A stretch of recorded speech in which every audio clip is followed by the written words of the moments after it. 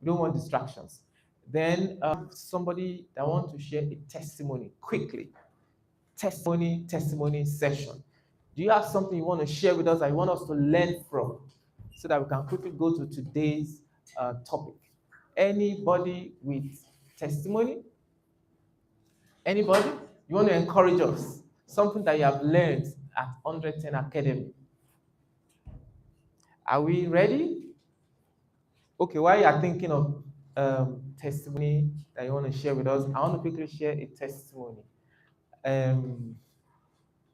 I have been writing some affirmations for a couple of times now, and it's like that affirmation is like magic. I must confess. It's like, I shared a testimony, was it 2 months ago or last month? I'm not sure now. Yeah. Something like that times two had happened within the course of July, and some are coming in, some people are coming, writing and saying, I don't know if some of us don't know what we call miracle morning, your morning savers. If you've not been doing it, please try and start. It's cold these days, it's raining, and to wake up that early morning is tough, right? But don't shortchange yourself. If you don't do it, you won't get the results that those that are doing it are getting. It's that simple. So don't be envious of others when you are seeing them having results. And we also spoke about opening this account, mutual funds. Some people have not opened it. You are changing yourself. Some people have been rolling in interest. Every day I check my OS and I just feel good. I don't know about you. So please, don't all that they are teaching us here, put them to practice. That is what will make our mentor to be happy. And Mrs. Jumoke sitting here, she's not just coming here to come and waste her time. She's coming here to come and pour out herself so that we can make use of those information. They are very valuable. So without wasting much of our time, I would like to call on somebody that is going to give us a short charge before we now go to the topic of today. So I'd like to call on Mrs. Joy Ogbaola. Can you help us give her a round of applause as she comes up stage to share something with us in just 5 minutes? Thank you, ma'am. Thank you, ma'am. Thank you, sir. Good morning, generous billionaires. Good morning, ma'am. Yeah, it's a cold morning, and the AC is not making it any easier. But then we move. Yeah, I'm happy to be here this morning. We've talked about two issues related to our health in our previous meetings. The first was on the need to do what? Who remembers? To drink water, yes, to drink water. So water was essential to life. Water is life. I hope that we've been drinking water. Especially this season where it is cold, you won't sweat much. And you forget, you don't need much water as much as when it is hot, but you still drink water nevertheless. And then we talked about laughter being medicine for the soul. I hope that you have become a more laughing. Yeah. This morning I want to talk about something also very vital to our health. Something very vital. Some of us are naturally workers, like activity people. If we're not doing something, we feel like we are missing something, like something is wrong when we are not active doing something. I happen to be like that too. But what we're talking about this morning is very essential, and it's a 4-letter word. Who wants to guess? Rest. Thank you, sir. It's called rest. In fact, some people think that rest is laziness. But imagine you have a car that you don't fuel. What will happen to that car? To take you nowhere. If it runs on reserve, it will stop at one point or the other. And our body is like that. Our bodies need rest, whether we like it or not. If not, we'll break down. will burn out. And at that point, we become useless both to ourselves and to those around us. There is saying that work never finishes. And the spirit of work is longer than the way you say it in Yoruba. Ṣẹ́gun ju something. That work will continue. If somebody goes leaves this world today, somehow before you know it, the organization may maybe mourn for a day. Before you know it, somebody else is filling that post.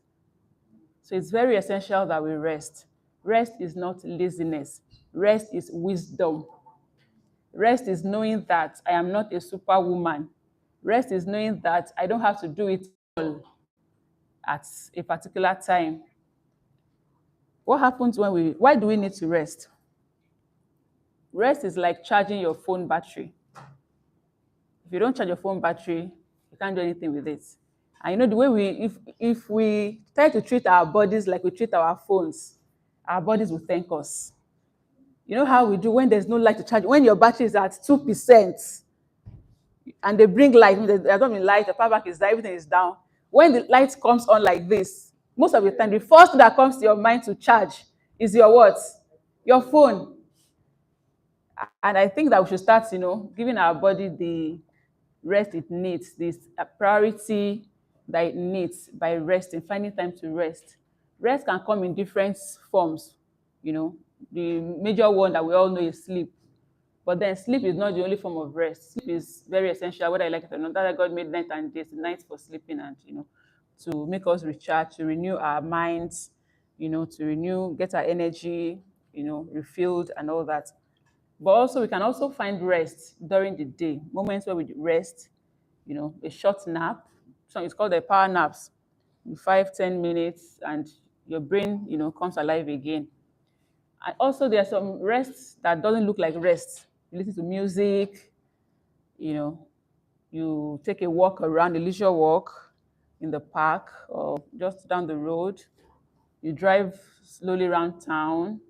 That's a kind of rest. You just take some time to think for 30 minutes, 30 seconds, 1 minute.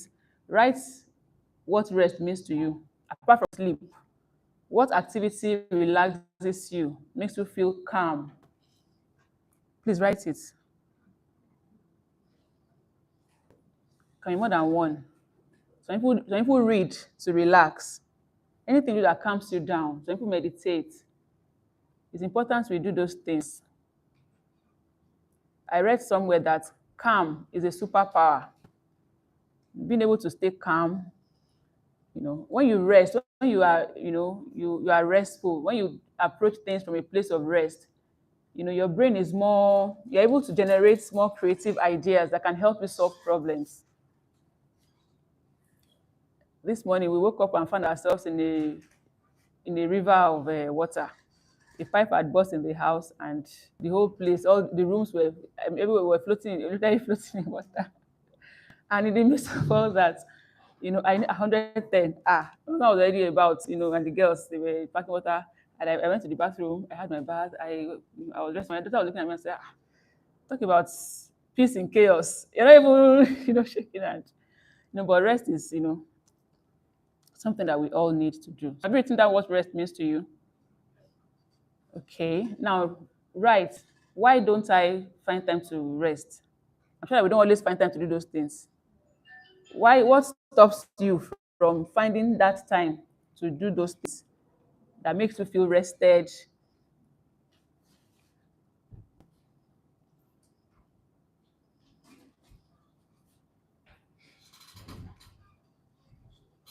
And next, write what you think you can do to make out time to observe more rest. Sometimes we make rest a kind of a goal, a destination, and that won't help us. We look for, let me do all I have to do, and then I'll rest. Usually, before you know, the day is over and you go to sleep. You don't get to catch that rest. But you can put it in, short, in the middle of activities. You can find time to just take a break, take a deep, breath, and then continue. Okay, so I hope that you make conscious efforts to observe more times of rest from now on. Will we? God help us as we help ourselves. Thank you.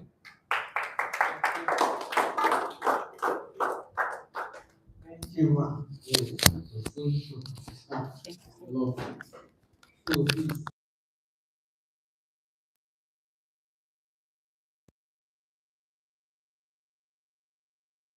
Rest and free yourself. So, without wasting much of our time, I want to do this quickly. So, as she was talking about rest, and she made mention of um, a vehicle that does not go to the petrol station to get fuel. Of course, it's not resting. Parking to get fuel inside your car is a form of rest for the car. You know, you're going to put off the engine. You're going to put off the engine. You know, you're going to put off the engine and the car would, calm down and rest. But something came to my mind for a lot of us that run businesses, executive, big shots. You know, a petrol tanker that carries fuel to go and supply filling stations. Do you know that that petrol tanker can stop on the road for lack of fuel itself? Do you get that? A petrol tanker that is carrying fuel to go and supply filling stations can stop on the road for lack of fuel itself. That means as you are, the top guy here, the top guy there, the one running the business, you must also be filling yourself with the necessary stuff so that you won't stop on the road. You get it? Thank you. So today is going to be a beautiful day. Somebody say amen to that. Okay, yeah, so I would like to bring up somebody that some people already know, and some people don't know her yet, so I'll be introducing to those that don't know her, and I'll be presenting to those that already know her. Olajumoke Caxton-Martins is a lawyer, a Nigerian Bar Association Women's Forum mentor, and a business management consultant. She holds a master's degree in international trade and investment law and certificate in philanthropy and business skills competency. She's an associate trainer in the Nigerian Institute of Training and Development and a professional mentor and coach with the Chartered Institute of Mentoring and Coaching Nigeria. She teaches life application skills through a training outfit, Life Mastery Academy, and a video blog on YouTube. She's a motivational speaker and she runs a productivity coaching program for women. She's also a published author and she delights in coaching intending writers from conception to publication. She presently serves as a group managing director of Academy Suites, Hotels, Ibadan, Central Hospitals, Tolu Medical Centers, Lagos, and Abib Olabitoye. So, with a standing ovation and clapping, I would like us to welcome Mrs. Olajumoke Caxton-Martins as she comes to give us today's seminar. Thank you, ma'am. Thank you. Thank you. You're welcome. Thank you so much. Good morning, everybody. Please be seated.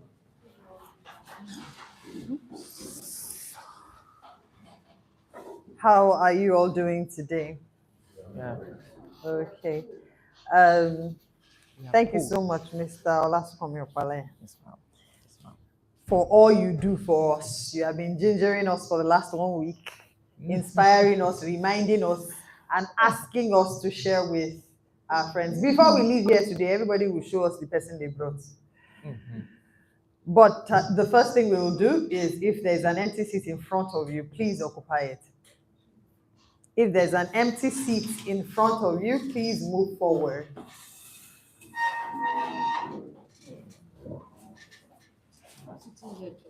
Mrs. Joy, telling me that's why you're there, Abi? So that I will see your excuse for being at the back. Okay, there are empty seats in front of you. In the rows in front of you, there are empty seats. Please move forward. Thank you. We are waiting for you. There are 2 empty seats. It will occupy you. Yes, sir. Now there's an empty seat in front of you. You're all welcome to this month's seminar. Yes, ma'am. This month, we are talking about cultivating a culture of effectiveness and efficiency in the workplace. And for those of us who are used to secondary school essays, what is the principle for writing an essay on any topic? You look for the keywords, and then you do your investigation, your research, and you do your definition. And so let's look at the keywords in our topic. It's culture, it's effectiveness, efficiency, and workplace. So I want to ask, this is an academy. Are we good students? How many of us did research into the keywords of our topic for the month before coming for this seminar? Nobody. So it's only me that will be doing research for seminar. So you are just coming, I should do all the work. I'll come and deliver. We will not do it. We will do it together. No, we will do it. Today's zone, we are doing it together. This is a workshop. Me too, I'll learn from you before we go. So moving on, how many of us are on the platform? You are on Abeokuta Business Summit. So if there's anybody beside you who did not raise their hand, take their number and get it across to us so we can add them. There was a video that was shared in relation to this particular, well, the flyer was the landing page and the ending page, but it was a video of our mentor at the last business summit held in Abeokuta. The last business clinic, not summit, held in Abeokuta. So I want somebody to remind us what that video spoke about.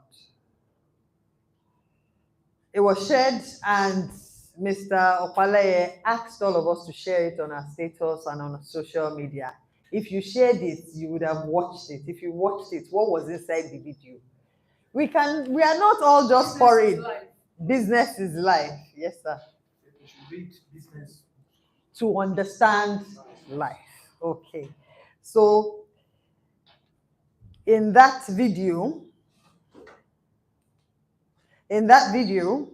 it talked about business is life. And so today we are talking about the culture of effectiveness and efficiency in the workplace. I think that watching that video should automatically teach us one thing. When you are learning about business, don't forget to apply the same principles to your life. Such that if there are things you need to adjust in your life, we will still get to a place where I would link it to what we are talking about. But if there are things that you need to work on in your life, you will hear it and see it if you are thinking about your life when we are talking about business.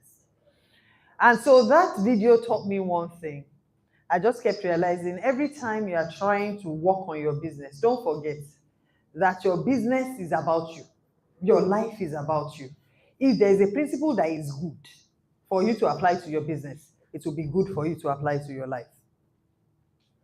So being effective without being efficient is to be on a path to ruin.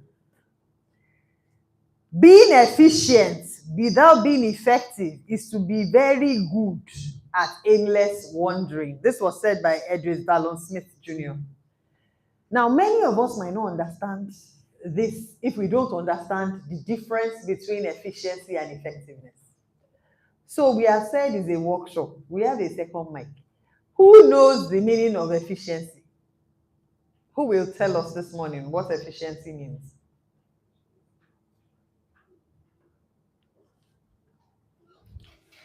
Thank you, sir. spending less resources to achieve a greater outcome. Okay, spending, is it my location or the mic? Okay, I'll put it off. Spending less resources to achieve what you want. That's efficiency. What is effectiveness? Who knows what effectiveness is? Don't worry, even if you don't know it, you will not live the same way you came. Effectiveness is doing the thing fast without planning whatever you want to do it. Is it not efficiently? Okay, you want to give us a different definition? Yes, sir. My own is like the impact of what we have done on what is going on. The impact. Impact. Okay. Impact. So that means that one looks at the big picture, the other one looks at not wasting resources and allocation. So we are using both their definitions. We will marry it together. So we're talking about the culture of efficiency and effectiveness and efficiency in the workplace. Culture. All of us learned it in social studies. What is culture? A way of life. Simple. Simple. We can't forget it. Effectiveness is doing the right things to achieve your goals. So she mentioned impact. Impact is basically what is it that you are trying to achieve. Effectiveness starts from knowing what you are trying to do. When you know what you're trying to do, it's easy to streamline it into what would help you achieve what you're trying to achieve. Are we clear on effectiveness now? Effectiveness is about what your aim is. What are you trying to achieve? Efficiency, on the other hand, is about doing things right with minimal waste of resources. Effectiveness, doing the right thing. Efficiency, doing it right. Do we understand? It's a play of words, but they mean different things. Are you doing what you should be doing? That is what makes you effective. What you are doing, are you doing it the right way? That is what makes you efficient. You can be doing the right thing the wrong way. What will it cost? Let's go back to that quote we started with. Sorry. To be effective, effectiveness is doing the right thing, right? To be effective without being efficient is to be on the path to ruin. So even if you are effective, you are doing the right thing, but you are wasting resources while doing the right thing, what would happen? Ruin. For those who speak Yoruba, that's ruin. So you are doing the right thing, but you are wasting resources while doing the right thing. There is no how you will waste your business. So you will do the right thing. You will make a lot of money doing the right thing. But in the process, because you are not efficient, that money will waste. And that's why many of us, because we don't do business analysis and business study, and we don't sit down to decide what kind of culture we want our workplace or business place to have before creating that business place. What will happen is that we will be effective without being efficient. And so we will be happy that our business is generating a lot of money. But we will be sad because we don't have a lot of profit. You have not been there or you don't know anybody that is working really hard, making plenty money, but you cannot see the money because there are holes all over in the business. I'm sure that from this explanation, you're already understanding why this topic is extremely important for us. However, efficiency is doing it right, not wasting resources. But when you're doing it right and you're not wasting resources, but you're not doing the right thing, what happens? It's a waste of aimless wandering. It's just like an arrow that does not have a direction. So what happens? How many of us play that? We know all those circles they draw on the dart. If you want to play that and you are efficient, you have the dartboard, you are facing the dartboard, but you are not shooting at the center. You will hit, but you will not hit what you are pursuing because you are not being efficient. However, if you are efficient without being effective, you face the opposite direction. So all those darts will waste every time you throw it because you're not even facing what you want to hit at all.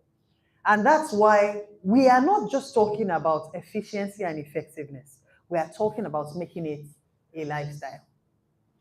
So our discussions today will not just be about how to be efficient or how to be effective. It's about how to make it a part and parcel of everything you do. So moving on. How can you be effective? But before this, I want to lay a foundation that you will use for posterity. There is something our mentor and my boss taught me, and that he repeats at least 2 times every year to the management teams of all his organizations. And so we are going to write it down today. How many people here do not have writing pads?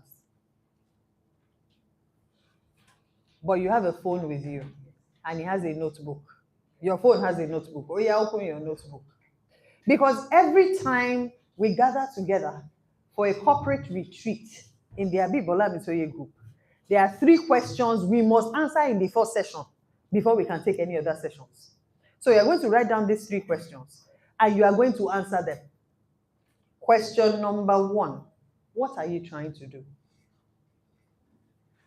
What are you trying to do?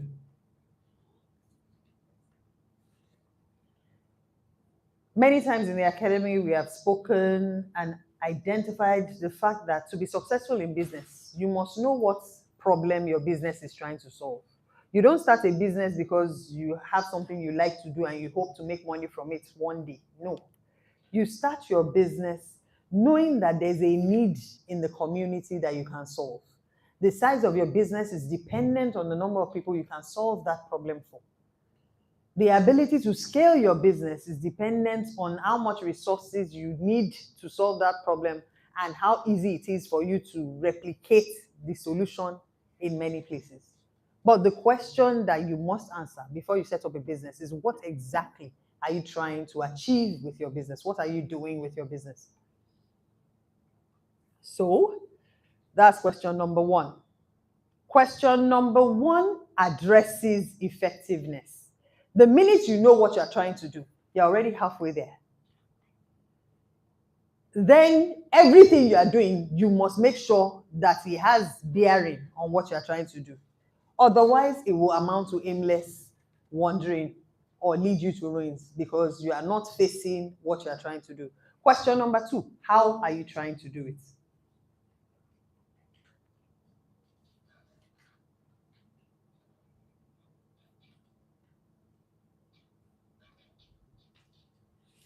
The only way you can be efficient in your business is when you examine your processes. The way you do what you do, you now keep checking it to make sure that you are doing it in the best way possible, using the least amount of resources to get the kind of results you want. And that's why efficiency, that's why we started with the definition. Efficiency is about doing things the right way, using minimal resources without wasting resources. So how are you trying to do what you're doing? The how must be examined so that you can become more efficient at what you do.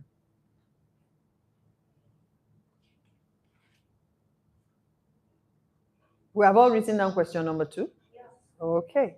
So question number 3 is how you enhance your efficiency. You enhance your efficiency by asking yourself, is there a better way to do it?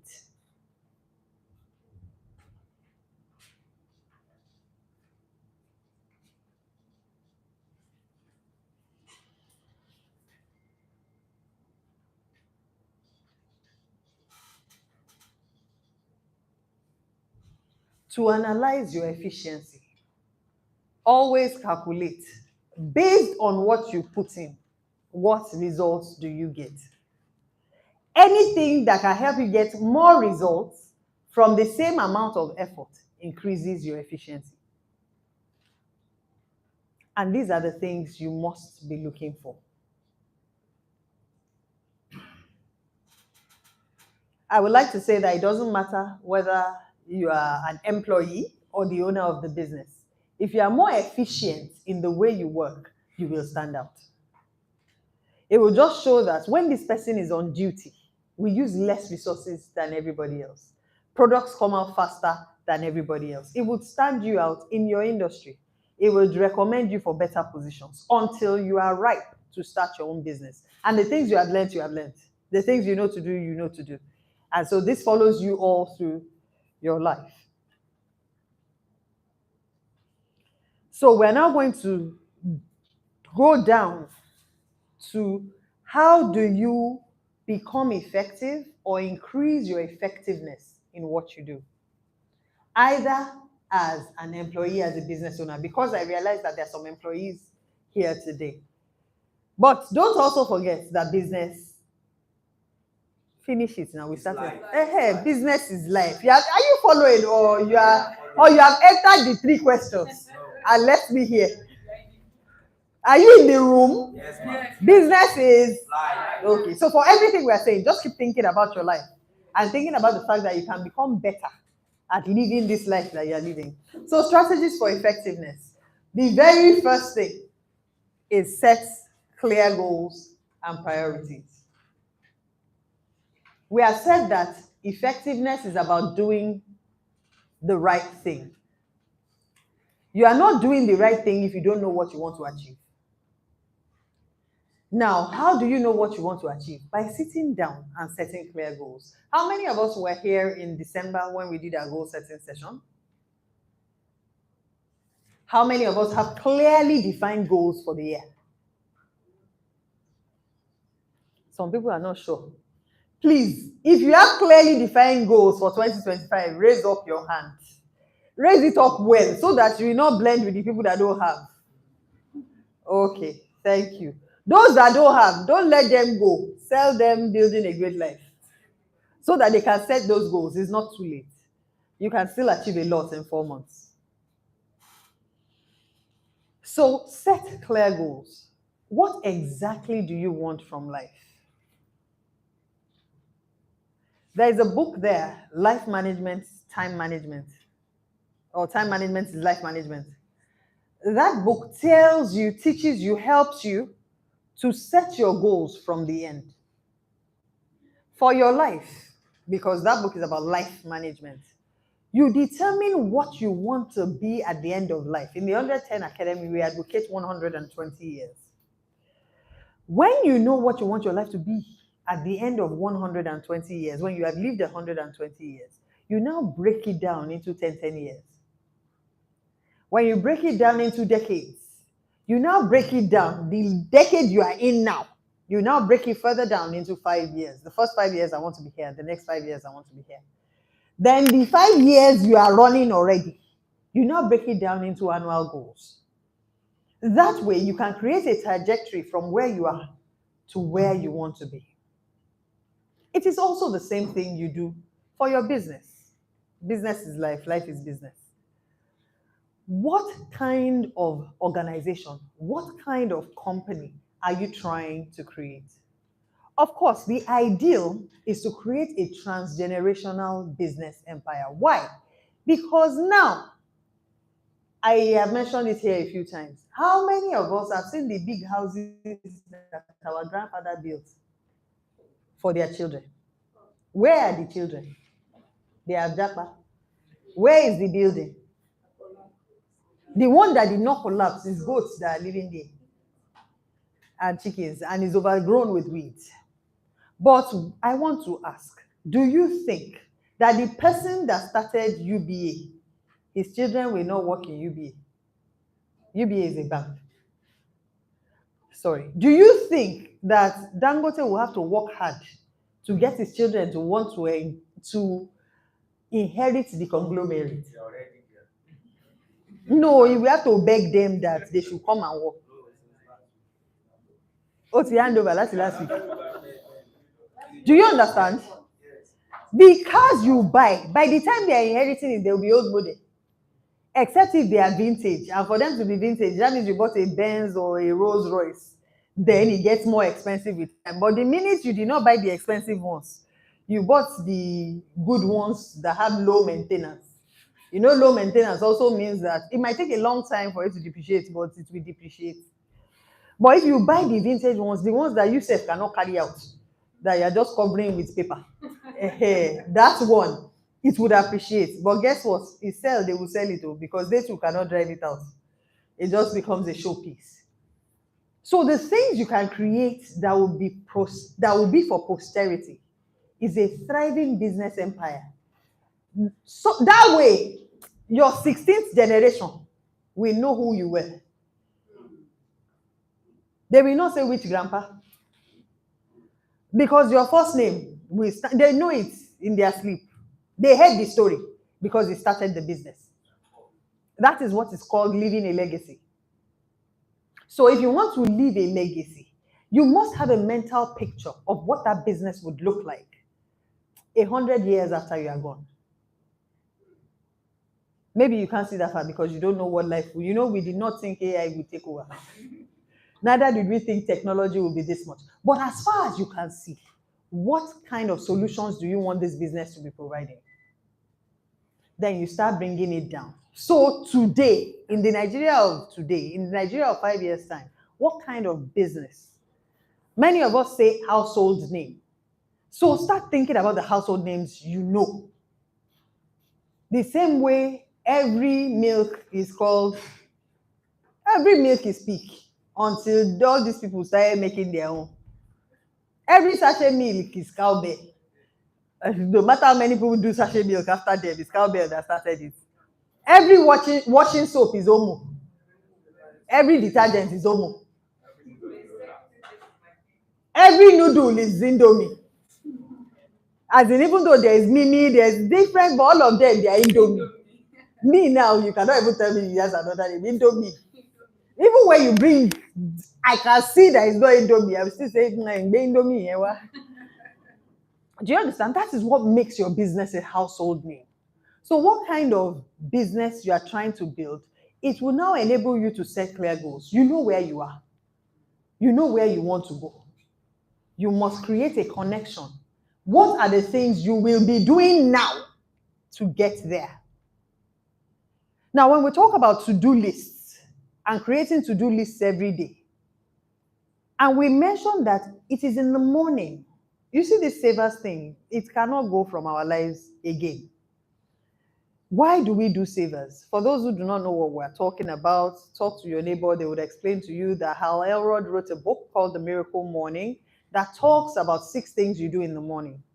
Now, if you check any search engine, Google, or you ask Meta, or you ask Gemini, they will tell you that all billionaires in the world have habits.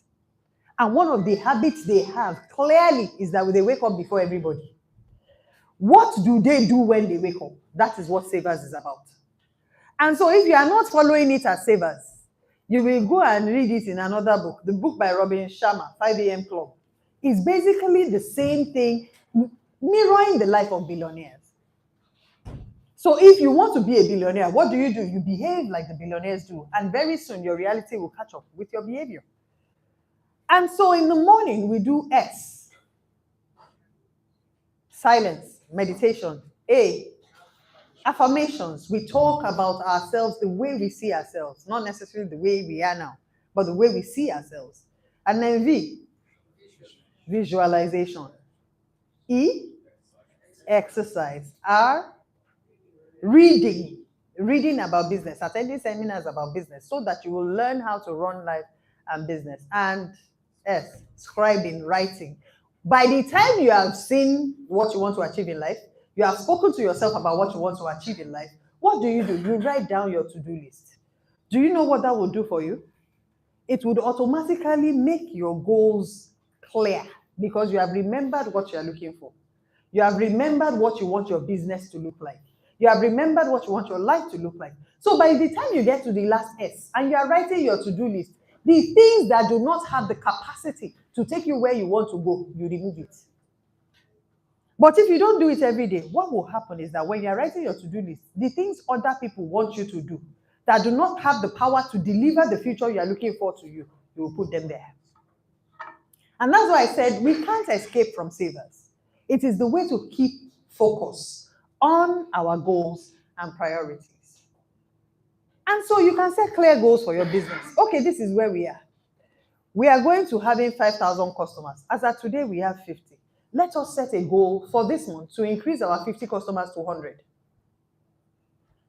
It is a safe goal. If you think getting 50 customers in a month is small, you can say, let's increase it by 50%. That's pushing from 50 to 75 this month. But that goal is clear. You know that what you're trying to build is your customer base. It could be a sales goal. It could be a production goal. Okay, we normally produce 20, let me use bread, 20 loaves of bread every day. We want to push it to 40 or push it to 30 so that we would increase our capacity as we go. When your goals and your priorities are clear, it makes it easier for you to be effective because you are sure. Every time you have to choose, because there is a permanent competition for our time. Nobody has more than 24 hours, right? So in that 24 hours, what will you use your 24 hours to do? If you remember that this one has the capacity to deliver my future and this one does not, you will always pick the things that are right. And so you automatically become effective. You are always doing the right thing because your goals are clear, your priorities are clear, and you remind yourselves about them every morning. So the next thing is you focus on high impact tasks.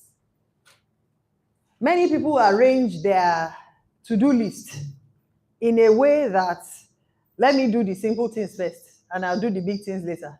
Those of us with experience, do you ever do the big things? No.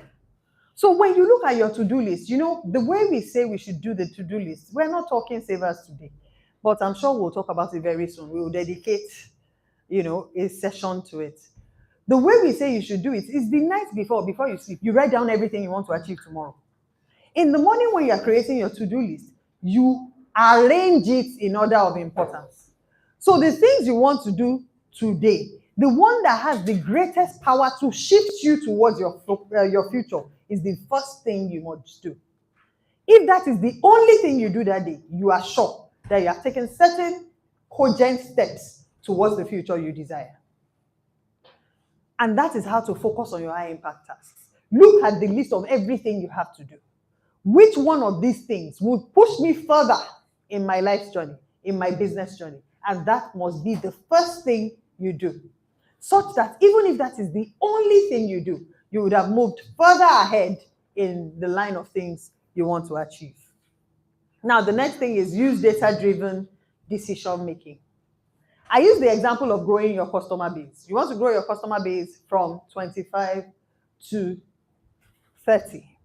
Let's even make it conservative. You want 5 new customers.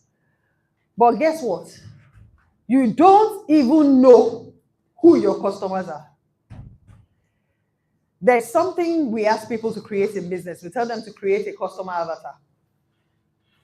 And then sometimes you don't even know what your customer avatar looks like. Your customer avatar is a description of your typical customer, your average customer. You don't know what age group they are from. You don't know where they go to rest. You don't know where they go for vacation. You don't know which sites they visit. Then how do you know where to advertise? I was in a conversation sometime last week, and we were talking about social media adverts and their budgets. And they asked me and said that we see your hotel's adverts everywhere.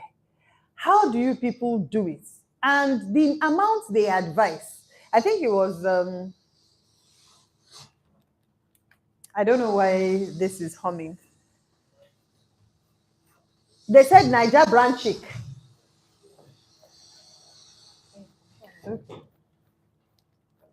They said Niger brand chic said that if you are not spending 150, how many of us know who Niger brand chic is? Because I want to be sure we are living in Nigeria. If you don't know who she is, then you are not yet current enough for your business. You need to update yourself. Because branding and sales and marketing has gone social. So if you don't have social data, that means you need to work on that side of your business.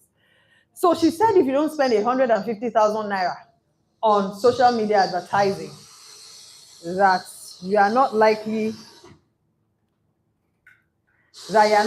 to make an income from social media. I think I'll just try to use my voice for a bit until they can resolve it. So they asked, what is your advert budget like for us to see you everywhere? And then I told them that the reason is not so much of the advert budget, is the demographics that we select when we are running the advert. We know who we are looking for, and we put our adverts in front of those kind of people. We know how much money they earn. We know how old they are. We know the websites they like to visit. And so when we are selecting who will see our adverts, everybody in the same age bracket will see our adverts at the same time because we are targeting them. But you have now set for yourself a customer increase target. You have set for yourself a sales increase target, but you did not store the data of what your type of customers are. You'll be winking in the dark. It was in Ibadan a very long time ago, more than 3 years ago. Somebody attended a seminar and said he was selling school shoes. And he brought the advert to the academy in the middle of the session. And immediately we let him know that you are targeting the wrong audience. This is a mixed audience. If you go for a parenting seminar, then you are sure that everybody there is a parent. So you have a collection of the people you are looking for in one place. You will now go immediately after third term, where they will need to buy new shoe for new term. You already have the information about, you're selling school shoes. It's the people that are resuming, the people that are changing schools, that are going to a new school, they want to go in brand new. You know, when they change uniform, they change shoes. I don't know the children in yours. The children in my own house, if the uniform is going to change, the shoe will change. Because the class, I'm no longer in primary school. I can't be wearing primary school sandal. You know, and then you too, when they are passed, you want to make them happy. So new bag, new shoe, new books, everything. So you target that time when everybody is changing things. But if you do not know the time, if you do not know where your customers are, if you do not know who your customers are, did you notice that Indomie adverts targeted the children? Why? Because they're the ones that influence what you buy. Even Colgate adverts, have you noticed? They target children. And I know, I'm a living example. My son is the reason we use Colgate. And he says I must put it in my handbag so that when I come back, it will come and say, Mommy, what did you bring for us? And I will not bring Colgate advice. We must redo that advice in our house. So you must know who it is that brings you the biggest sales. You must know who your best customers are. Many of us that run businesses here, we are always reluctant to face customers. You know those ones that price 3 for 5 naira. Won't you give discounts today? But there are customers that you have that don't give you problems. But you don't know where they are. You can't even describe the kind of people. You can't tell the difference between that customer and the next one. Then you are not making data-based decision making. As a matter of fact, the minute you start your business, it is important to keep the database of your customers so that you'll be able to profile the ones that give you problems and the ones that don't. And you can focus on the ones that help you. How many of us are familiar with Pareto principle? It's not all of us. So some people are coming for the first time. So who wants to tell us Pareto principle and how it applies to business? Yes, sir. Yeah, Pareto principle talks about that 80% of the results comes from 20% of maybe the activities. Yes, now, sir. Applying it to business, it means you get 80% of the patronage from about 20% of the customer base. Yes, while the remaining 80% of the customer will just give you stress. So you want to focus on those 20% of the customer to bring that. Thank you very much. Please clap for him. How can you focus on a 20% you don't know? So if you are not tracking who are your best customers and making sure that they are so satisfied they are always coming back, how do you retain your 80% results from your 20% customers? If you believe everybody is your customer, then you'll be throwing your efforts wide. You must focus on your high result activities. The same way we say focus on your high impact tasks. When you draw up your to-do list, you must focus on your high impact customers. Now, there's another way that this Pareto principle also applies to business. And that is 20% of either your activities in terms of services or your products are going to bring you 80% of the money. There are some products that when you put on the shelf, they will be there for 1 year. Automatically, you don't restock them. The ones that have high turnover, that are always moving, that is what you focus on. If you are in the service business, if, for example, somebody that does massage, everybody here knows that if you do deep tissue, you might have small pains. If you do Swedish, it's pleasure all the way. So people generally do more Swedish massage than deep tissue massage. You now want to do adverts. You are focusing on the one that is not selling instead of the one that is selling. What will happen? You are using more effort to get little results. And so, to be effective, to be doing the right thing, you must know what the right thing for your business is. Who are your biggest customers? What is your highest grossing product? What is your most accepted service? These are questions. I hope you're writing down these questions and asking yourself and answering them. Because that is the takeaway from this session. You must be able to identify what do you do that fetches you the most money with the least effort. Then you focus on it. That is how you use the data you collect from your business to drive your business growth.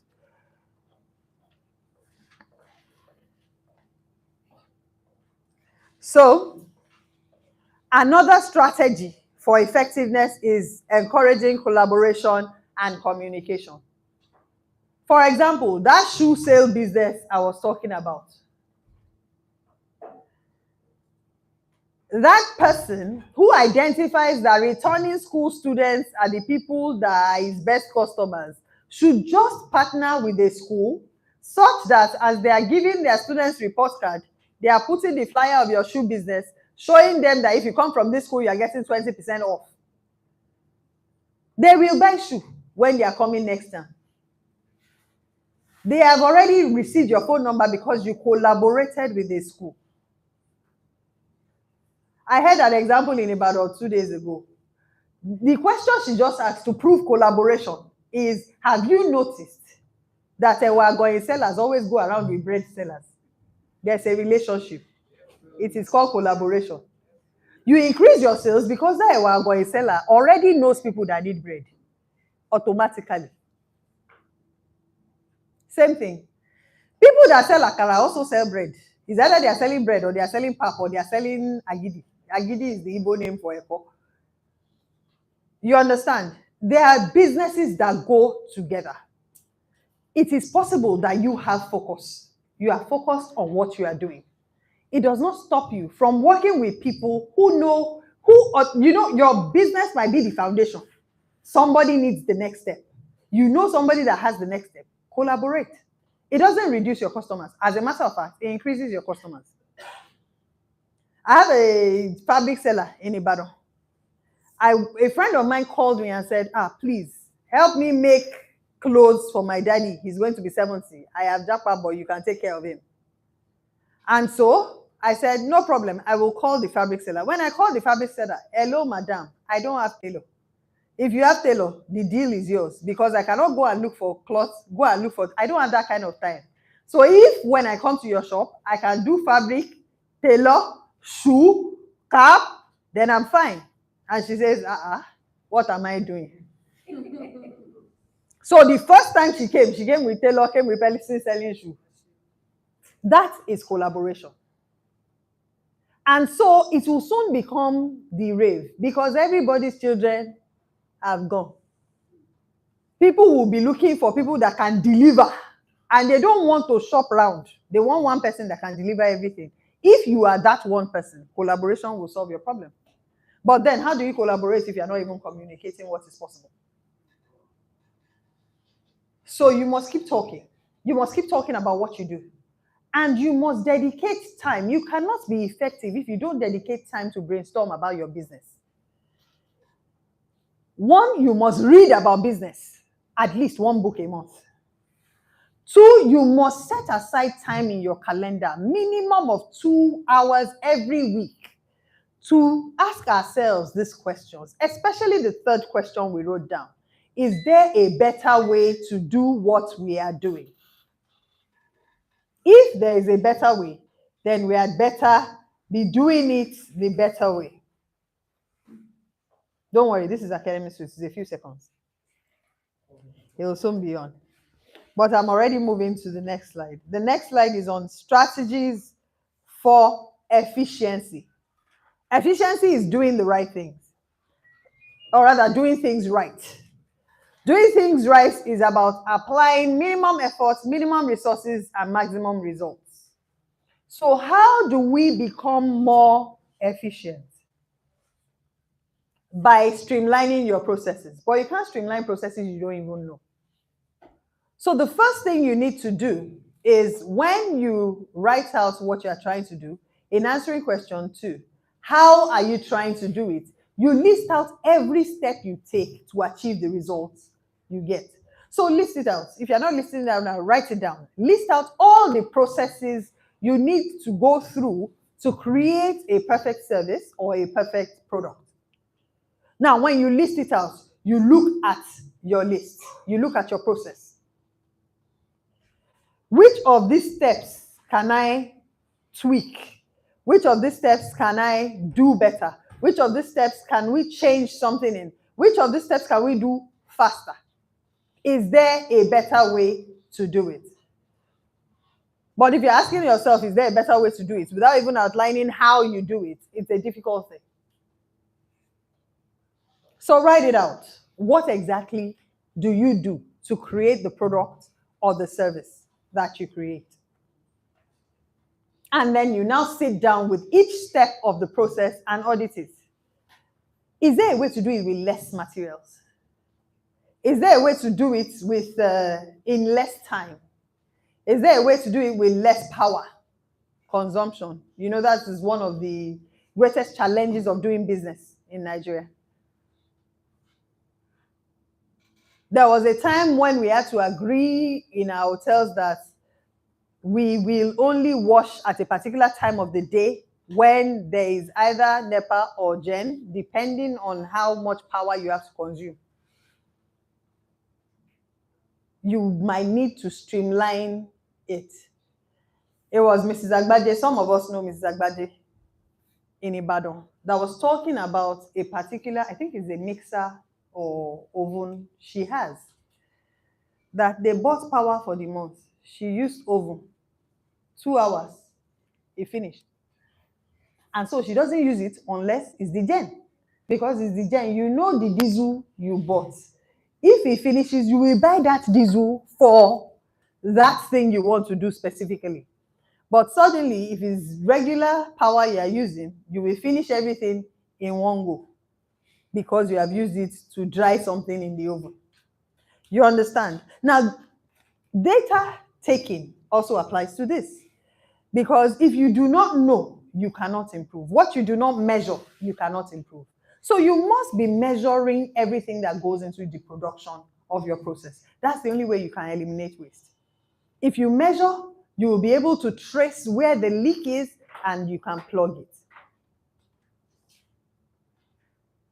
An example, in our hotels, we found out that we were spending a lot of money on tissue. This was more than 3 years ago. And then looking into it, we now started thinking, why are we spending so much on tissue? Why is this recurrent expense high? We found out that most people who lodge will open the tissue, use it once, they slept just one night, and go. They leave the tissue. And so we have a lot of leftover tissue. And then we noticed that if we leave it there, the new guest will say, why are you giving me used tissue? And so we replace. And every time we replace, what happens to the unused tissue? It was waste. So what did we do? We created a policy that we have common toilets, the one for the pool, the ones for the halls. The people that are coming to use a general toilet don't care if the tissue is, they are the ones opening the tissue or not. So instead of wasting it, put it in the toilets. And that crashed the tissue budget. I have a friend that is raising rabbits. One day she found out that some people buy their poo and their wee for farming. Automatically, that waste became an income generating source for her. Many people here who run restaurants have pet bottles. that is their waste. If they don't sell it to people who need it, what they will do is that they will be paying people to come and carry it. If you do not go through your processes and understand your products, byproducts, you will not be able to eliminate waste. So when you list out your process, sit down with every step of the process. Is there a better way to do this? That is how you can look through your process and eliminate anywhere there is waste. Now, talking about waste, many times we don't open our minds to human beings. Human beings can be wasting. Yes. It was yesterday that I heard of an organization that had a receptionist, a shop floor manager, and a greeter. Sorry, what's the work of that greeter? To be greeting people as they are coming in. So what then is the shop floor manager doing? I'm sure many of us have seen them in banks. The people that tell you the queue you go to, that shop floor manager is different from the greeter, is different from the receptionist. Sorry, the receptionist cannot smile, greet, and tell them where to go. So we might be duplicating roles when we can embed the roles in people's activities. If you have an auditor that comes in once a week, why is somebody from another department not auditing that department? That person only has work to do once a week. But you have created a role, and because he has specialized qualification, you are only using the person for auditing. Anybody that is auditing can do customer service. As a matter of fact, anybody can do customer service if you train them for it. Once you get the right rule of hiring nice people, if the person is nice, you can handle customer service. You smile, you tell them not to be angry, you help them resolve their complaints, you help them handle inquiries. And then once every week, you sit down with the books of the people that are either handling inventory or cash, and you audit. Your specialized qualification is being used for the auditing, while your general personality is being used for customer service. So when you are filling roles, after creating roles in your organogram, you know these are things we do before we start business. If you have been a student of the academy, you'll be familiar with it. When you create the organogram for your business and you have created the different roles, you must also look, are there roles that can be merged? Are there functions? There might be as many as 2, 3, 4 functions that one person can do. We got to a point where we realized that the control of the kitchen is not strict enough, because we can say we bought 10 Maggi and buy 5. As long as the food is sweet, we might not know. So what did we do? When the person that buy comes, another person from another department is checking. We are not recruiting somebody to check. We are doing peer review. So the person that handles procurement is not the person confirming the procurement. As a matter of fact, they don't work in the same place, because if they work in the same place, collusion is likely.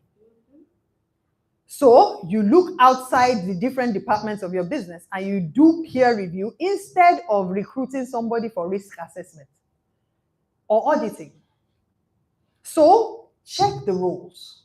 What can you merge so that you will not have human resource waste? The fact that somebody is volunteering for everything you want to do too much also shows that the person doesn't have enough work. Auntie Moleshe, that means that what you are supposed to do, you have finished it before 8 a.m. Emma Worry Malo, that means that person doesn't have anything to do.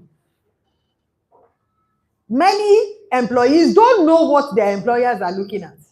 If you have too much free time that you are volunteering all the time, it means the work I'm giving you is not enough. I will find additional role for you instead of recruiting somebody else.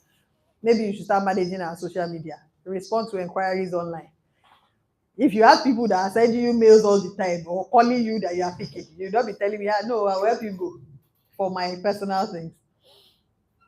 Another thing you can do is leverage on technology and automation. So of all the processes you have outlined, what do you have to do personally? What can a machine or AI do for you? Many people are moving away from their graphics designer now because they realize they can combine AI and Canva.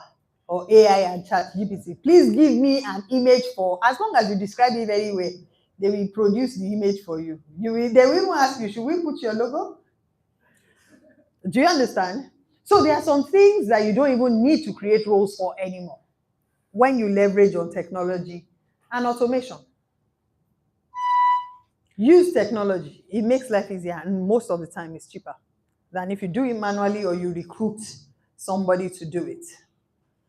And so when you have streamlined your processes to eliminate waste and you are using technology, then you can optimize your resources. The things you were spending money on before, you reduce the money you are putting there to increase either your raw materials or increase your equipment so that you can have better equipment that will produce faster in shorter time.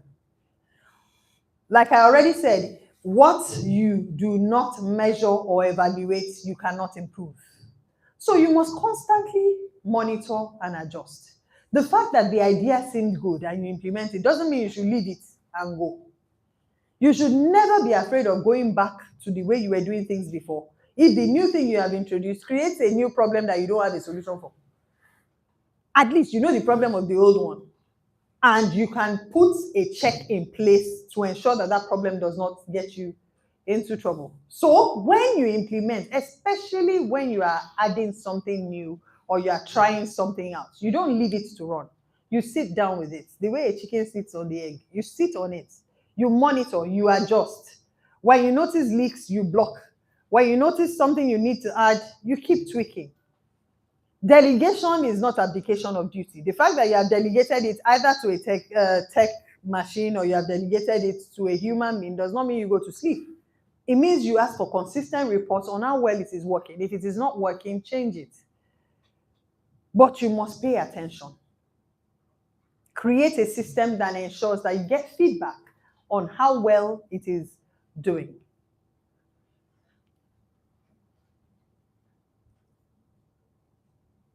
So,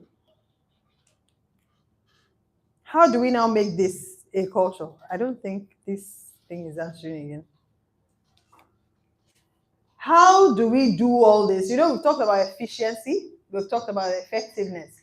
How do you make this a culture in your business? The very first thing is you lead by example.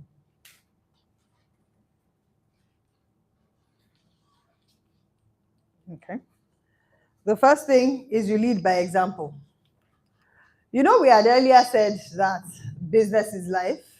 If you are reading about business, your life will get better. It's a truth of life, it's a fact of life that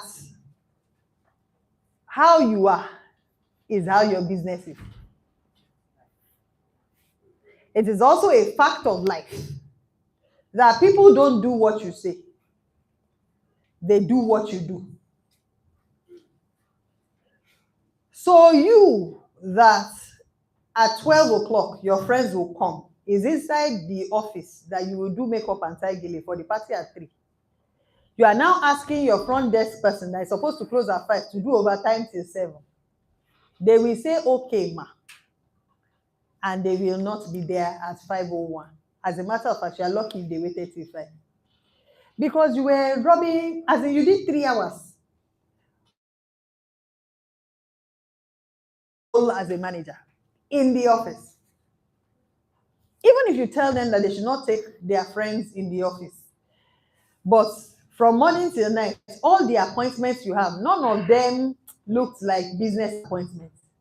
Their relatives will come and visit them.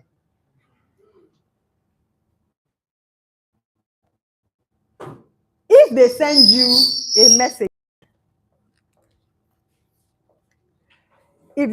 a message, you have not checked it, and they are saying, ma, that thing we sent to you is pending approval. And when they said it, they observed that it was Netflix you were watching. They will watch Netflix under their desk. You know, the truth is your employees would actually amplify what they see you do. Same thing with children. What you thought you were doing small, they will do big.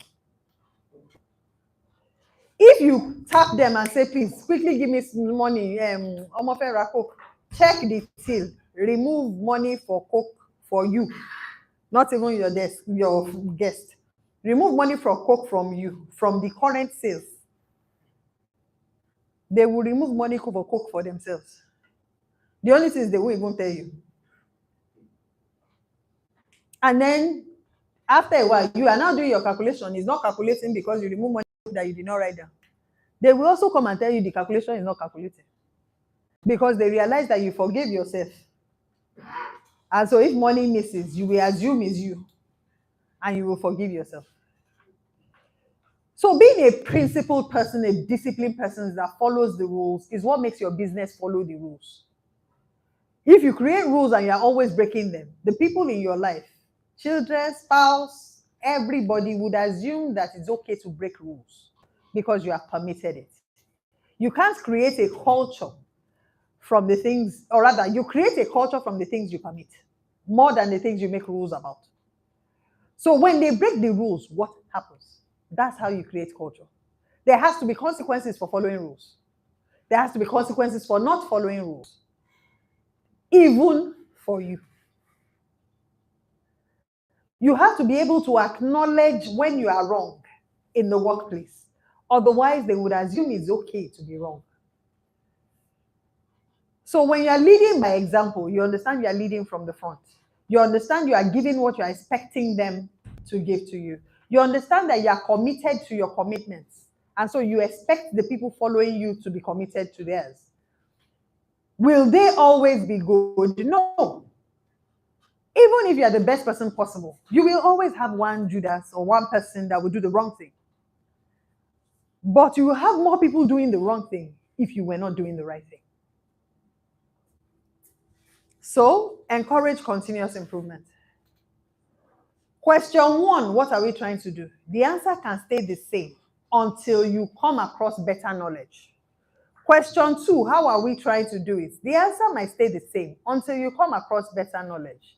Question 3, is there a better way to do it? The answer will always change if you think deeper. Is there a better way to do what I did today? The answer will change without your consent. That is why there's a better way to climb stairs. They created elevator without our consent. Did they ask you if you wanted elevator when they made elevator? No. When we started with Rakumi, we now have sports car. They ask whether you want to change how you are moving around. No. Now the cars are driving themselves. They are changed from fuel to gas. All those things are happening whether you want it to happen or not.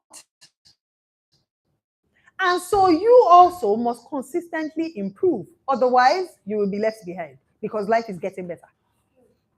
Technology is coming in. People are discovering easier ways to do things every day. And so you must improve yourself consistently. What you are trying to do, even if it does not change, a better way, easier way, faster way, cheaper way will always be available.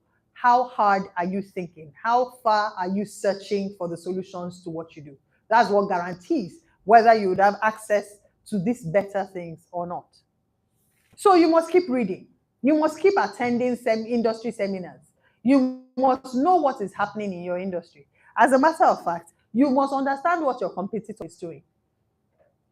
It was in the academy, this academy, that I ever came across creative imitation. You know, they say don't copy your competitors, don't copy. Everybody says don't copy your competitors. Copy your competitors, but add something. That's what creative imitation is. See what they are doing. See what is selling. Understand what they are using to get the customers. Then add something the customers are looking for. But you won't know what the customers are looking for if you're not making database decisions. That's why we said track your data, track your customers, understand what their motivation in life is and what they want. Now, when you know all of that, use it to tweak what you are offering. Use it to add something to what you're offering that is different from what your competitor is offering. That way, if they now have a choice, they will choose you. I've said it many times. When I see queues at GTB, I'm worried that, is there a network breakdown? I'm talking about 10, 15 years ago. Is there a network breakdown? Is the world coming to an end? Why are there 50 people queuing up at this bank while everybody else has just 2-3 people at their ATM. So I kept wondering what was the issue. Sorry, I'm talking about 18 years ago. And then I met somebody that worked with somebody that did branding for GT. And the first thing the person said was that GT does not have fence. You might not understand how it worked on you when you went to open your GT account. But GTB was the first bank that removed fence. So, other banks, there is a barrier between you and them. GTB, there is no barrier. You have access to your money directly. It's working on your psyche, you don't know. GTB was also the first to do. That's when I went to learn the concept of subliminal seduction. This banner that they do on every light post. And GTB, all the other banks are blue, white, calm. GTB is orange. You can't forget when you see it. And you see it on every lamppost on one street.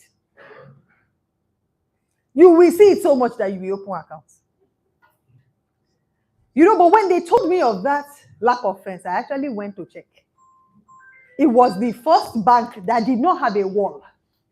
Meaning they are not afraid of you stealing their money. Funny enough, it makes you feel safer. That means they have a backup plan. As in, your money is safe. The walls don't mean that your money will not fly away. With them, they are saying, enter. We can solve your problems. You might not understand, but they have gone to study you people. You don't like talking to the gateman before you can enter your bank. You just want to enter, and the first person you see can solve your problem. That's what you are looking for, and that's what they did for you. And then they now started having ATM without bank.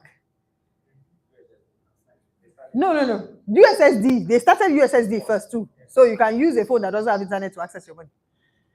But they started having ATM gallery that didn't have bank. You can deposit money without. The first bank to actually do that was Skybank. In their head office, they had an ATM that was a deposit collecting ATM machine. I actually wrote my thesis on electronic banking. So I found out that there was only one bank in Nigeria that had it at the time. I'm talking about 2004. So they had it that far back, but they were not talking about it. So people didn't know. That's as far back as 2004, Skybank had. But GTB started having ATM gallery. No bank, no human being to interface with you. And you will do banking and go. That's what we were all looking for. You know that when you see human beings, they will prolong things. In the first place, you first of all meet queue of 50. And then the human being will be asking you questions. They can use 15 hours to write the notes on what you want. But if it's a machine, the solution, you already pick which of the problems you are coming for. You understand? So that is to continuously improve. Think about your competitor. What are they doing right? And then do it. Even fintechs are now doing USSD. Same thing, I already mentioned cowbell today. They were the first to put it inside sachet. Please, is there anything that is not inside sachet now? Even vegetable oil, toothpaste. There is nothing you want. Everything is in a sachet. But cowbell was the one that said peak is expensive. And they went to do the math and saw that the reason it's expensive is because of the tin. They changed the pack. Even Pick Me did the pack. And they also realized that they had more sales with refill than with the tin. Once you have bought tin once, you don't need to buy tin again. Just keep buying refill. As a matter of fact, if tin is expensive, buy plastic and pour it inside. It's much cheaper. You understand? So when you know what they are doing, borrow it. But do what? Add something. The minute you add something, you are ahead of the competition. Provide training and development opportunities for your people. Like our mentor will always say, don't use the people to grow your business. Use your business to grow the people. As many of you might have heard before, we don't recruit managers. We don't recruit people to come and work at the top. We promote from within. Why? Because we spend time, we invest in growing the people that are within. They are permanently attending seminars and reading books. They know as much as any manager anywhere. And I'm talking about the littlest, the cleaners. They know as much as managers because they're exposed to the information managers have. This is how to grow your people. This is how to grow your business, or rather grow your people, such that they're a perfect fit for the business. By the time they have done 2-3 years, they know the culture, they know the vision, they are familiar with it, they can replicate themselves. And what makes a business system enduring is the fact that you can reproduce it. If you have mastered the system and you can reproduce it anywhere, what happens? It means that you can open more branches. All you need is 1-2 people from the old branch to go and start a new branch. The system is the same. They buy the same materials. And that is what makes your business scalable, highly scalable. That means you can reproduce your business anywhere given the same raw materials. That means you can start from point zero every time you open a branch, and maximum 2-3 months, because they are familiar with the system. They'll be able to reproduce it. Sorry about all the power issues. It's Band-Aid that is causing, they must always give us. If you're on Band-Aid, you must have power. So when it goes off, they'll be running around to bring it back. Now, when they take it and bring it back, it keeps going on and off. Yes. So another thing that helps you promote a culture is when you reward and recognize the things you want them to do. Many times, we tend to reward the bad children when they do good, and not the good children when they do good.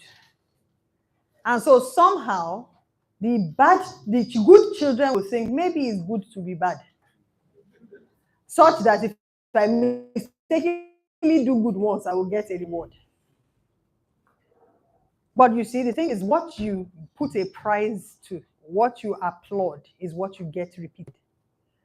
So if somebody is always delivering on their job description and you are not applauding them, and the one that never delivers on his job description delivers once and you clap for him, everybody will stop delivering. Get that applause at least once a week.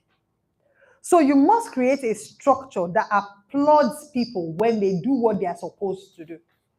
You must create a reward system. Don't forget, I'm saying apply it to your life as well, in your house. If you do not reward the good behavior, you will not get it too. If your wife pounded yam and you enjoyed it, and you did not reward the pounded yam, you will eat about tomorrow. Husband paid for your hair and you did not show appreciation, they will not pay for your hair next time.